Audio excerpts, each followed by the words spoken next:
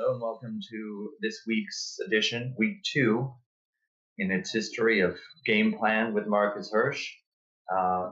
It's a weekly video feature spotlighting Daily Racing Form's daily digital product Game Plan, which is a handy thumbnail guide for racing with a lot of nuts and bolts material. Also, a bunch of spot plays / selections that we call playbook.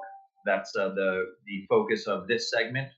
On weekends and holidays, we also do stakes picks grids where you can get some selections in stakes races from various handicappers at the company.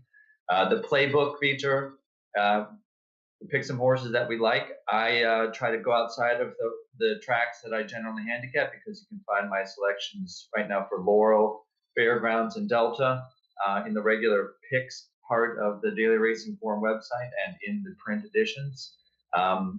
So for this week, I've got 2 Saturday races at Gulfstream Park, a track I don't do daily selections for.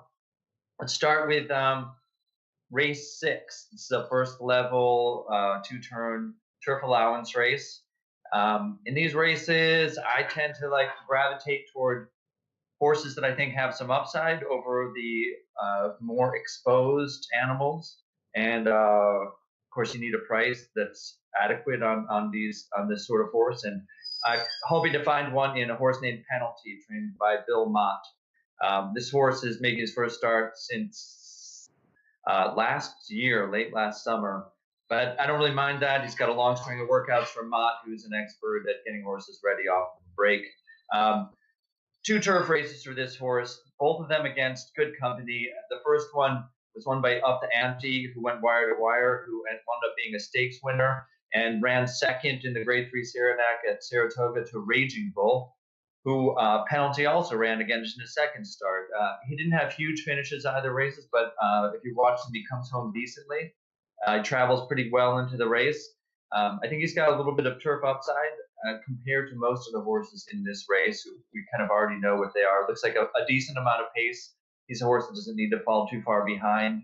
I'm guessing that he can get a nice stalking trip and that he's ready, and that with a step forward of a couple lengths, he can be really competitive in this race. I'm hoping that he's a 9-2 to 6-1 type of horse. I wouldn't want to take something like 7-2 or 3-1, barring scratches.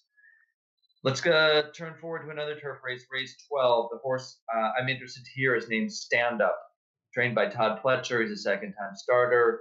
This is a big field with some turf sprint maidens, many of whom have shown at least something. That's why I'm hoping that if the field holds together, the price on Stand Up will be adequate. I'm guessing he might be a little lower than his published morning line, but would take something like 3-1, 7-2. This horse, he absolutely sizzled through the home stretch first time out.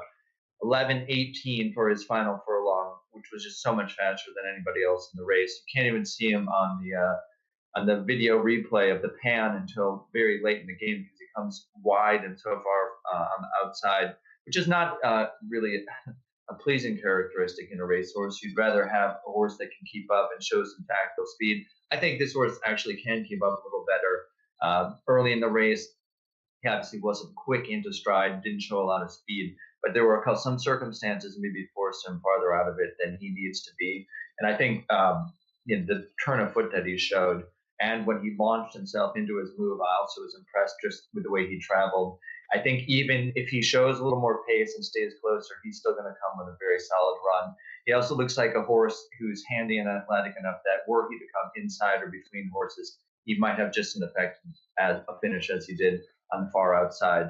Forecast for South Florida, this year is always 30% chance of rain if it's not supposed to rain more than that. But it looks like these races are going to be on grass. Obviously, everything changes if they're not. Hoping for at least the published odds or something fair on both of them, and a couple hits for DRF Gameplan this week.